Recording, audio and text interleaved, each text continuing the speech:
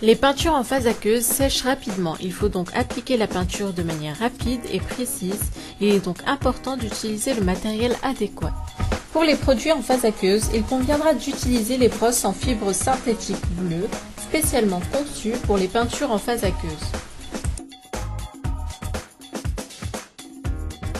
Une peinture en phase aqueuse s'applique de manière différente d'une peinture en phase solvant.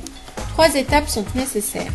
La première est la dépose. Cela consiste à charger la peinture horizontalement par simple aller-retour sans exercer trop de pression. Faire chevaucher pour éviter les raccords en travaillant par prise rapide. La deuxième est l'égalisation. Ce sont des allers-retours verticaux rapides sans recharger la brosse en appuyant légèrement. La troisième est le lissage.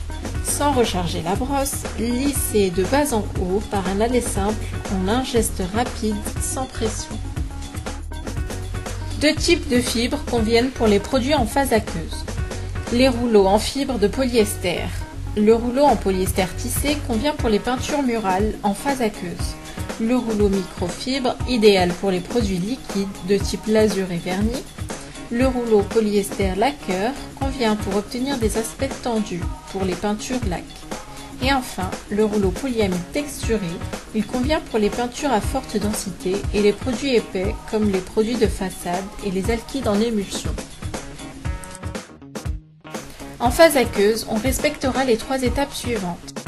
Le niveau de finition finale est dépendant de 3 critères tous aussi importants les uns que les autres. La préparation du support, le choix de la peinture et le choix de l'outil et les gestes associés.